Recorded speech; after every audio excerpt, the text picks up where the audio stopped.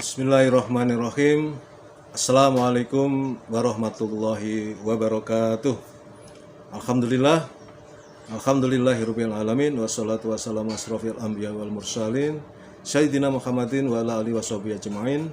Rabbi shrah li sadri wa yassir li amri wahlul 'uqdatam min lisani yafqahu qawli.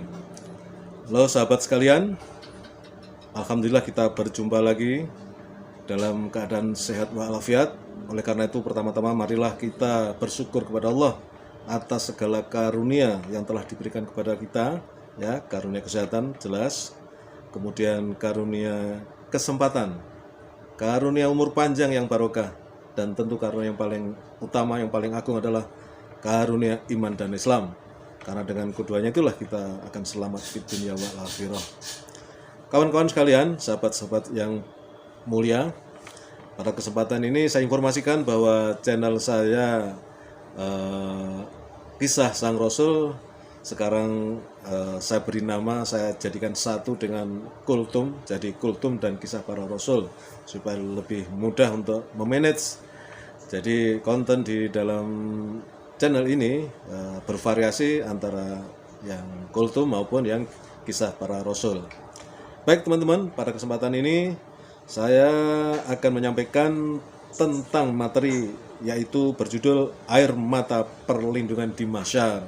Tentu bagi kalian yang belum subscribe, silakan subscribe terlebih dahulu, ya, supaya kalian bisa mendapatkan notifikasi, dan tentu jangan lupa mencet tombol loncengnya.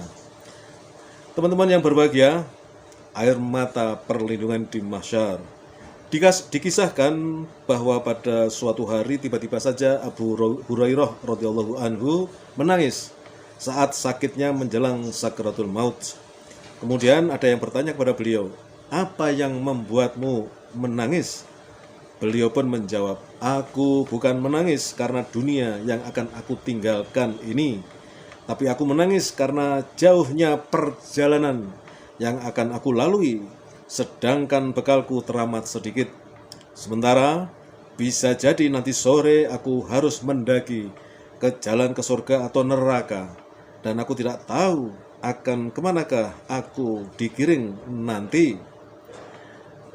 Kemudian dari Abu Hurairah radhiyallahu anhu, dari Nabi sallallahu alaihi wasallam, beliau sallallahu alaihi wasallam bersabda, 7 golongan yang dinaungi Allah dalam naungannya pada hari di mana tidak ada naungan kecuali naungannya. 1.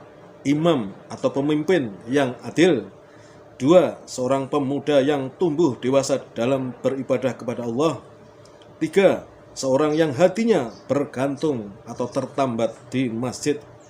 Kemudian yang keempat, 2 orang yang saling mencintai di jalan Allah, keduanya berkumpul karenanya dan berpisah karenanya. Yang kelima, seorang laki-laki yang diajak berzina oleh seorang wanita yang mempunyai kedudukan lagi cantik, lalu dia berkata, "Sesungguhnya aku takut kepada Allah." Dan yang keenam, seseorang yang bersodakoh dengan satu sodakoh, lalu dia menyembunyikannya sehingga tangan kirinya tidak tahu apa yang diinfakkan tangan kanannya. Serta yang ketujuh, seseorang yang berzikir kepada Allah dalam keadaan sepi, lalu dia meneteskan air matanya. Sahabat sekalian, air mata yang membasahi pipi seorang hamba karena takut kepada penciptanya merupakan air mata yang mulia. Ia bermakna tinggi di hadapan Allah. Ia akan mendapatkan kasih sayang Allah. Tidak ada sesuatu yang lebih dicintai Allah selain 2 tetesan dan 2 bekas, yaitu tetesan mata karena takut kepada Allah dan tetesan darah yang mengalir saat jihad di jalan Allah. Adapun 2 bekas, yaitu bekas dari berjihad di jalan Allah dan bekas dari menunaikan salah satu kewajiban yang telah Allah tetapkan. Hadis riwayat Tirmizi dan disahihkan oleh Al-Albani. Jadi, tangisan yang mengantarkan seseorang kepada surga dan menjauhkan seseorang dari api neraka adalah tangisan karena takut kepada Allah. Air mata tersebut merupakan lambang ketakutan karena takut akan dosa-dosa yang telah ia perbuat, atau takut membayangkan kehidupan akhirat, takut karena kerasnya hati, dan sebagainya. Air mata itu merupakan tameng bagi dirinya dari api neraka, karena dengannya ia akan sadar atas hakikat kehidupan. Pemilik air mata itu akan selalu berusaha menjalankan segala perintah Allah dan menjauhi segala larangan Allah. Menangis karena takut kepada Allah merupakan suatu petunjuk yang sangat jelas atas adanya rasa takut kepada Allah, dan itu membuat cenderung semakin cinta akan kehidupan akhirat. Memang kelihatan cengeng, tetapi cengeng kepada kebesaran Allah Subhanahu wa Ta'ala ialah terpuji. Alangkah indahnya jika seseorang hamba tersungkur di atas sajadah, menikmati kemesraan dengan Allah, dengan Tuhannya, kemudian menyerahkan diri sepenuhnya kepada Allah Subhanahu wa Ta'ala hingga dijemput dengan husnul khotimah. Karena itu, siramilah jiwamu dengan air mata taubat dan rindu kepada Allah Subhanahu wa Ta'ala. Abu Umamah Al-Bahili berkata kepada Rasulullah SAW, "Apakah keselamatan itu?" Beliau menjawab, "Jagalah lidahmu, lapangkan rumahmu, dan tangisilah dosa-dosamu." Menangis karena dosa adalah pengalaman yang mungkin saja jarang dialami setiap orang. Tidak setiap orang bisa menangis ketika mengingat dosanya. Bahkan boleh jadi ada orang yang tidak pernah menangis karena tidak pernah mengingat dosanya.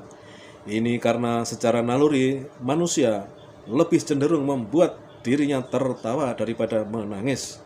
Meski demikian, menangis karena dosa sebaiknya menjadi pengalaman setiap orang, walaupun kadang sulit dilaksanakan. Perhatikan petikan kalam hikmah di bawah ini. Al-Imam Malik bin Dinar rahimahullah telah berkata, "Menangisi suatu kesalahan dapat menggugurkan banyak kesalahan atau dosa, sebagaimana angin dapat menggugurkan dedaunan yang kering."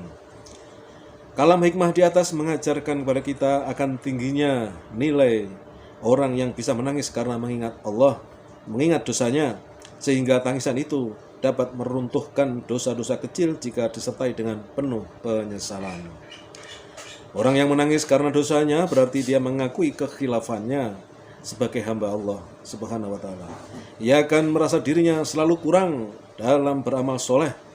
Perasaan seperti ini jelas akan membawa kepada sikap positif, yaitu dorongan untuk terus-menerus memperbanyak amal soleh dan meninggalkan perbuatan dosa dan maksiat. Sebaliknya, perasaan puas terhadap amal soleh yang diperbuat justru akan mematikan semangat untuk beramal soleh lebih banyak lagi. Pendek kata, mengingat dosa lebih baik daripada menghitung amal soleh.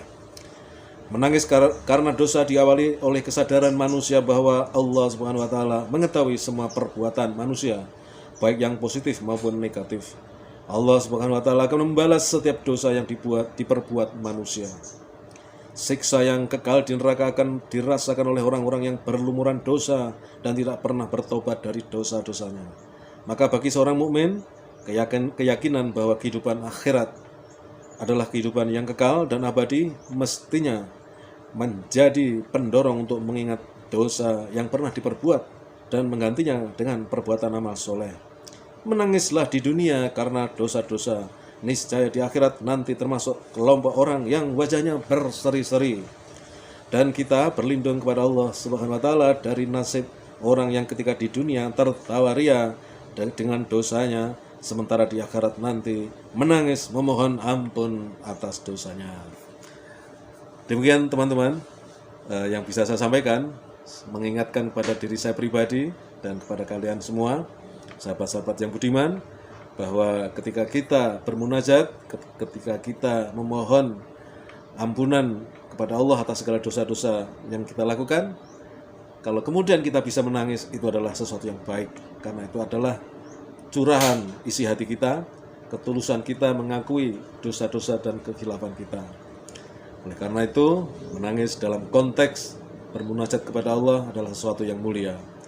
Jika ini susah kita lakukan, terus belajar dan kemudian berusaha untuk kemudian bisa dengan tulus mohon ampunan kepada Allah. Insya Allah air mata akan bercucuran dari mata kita.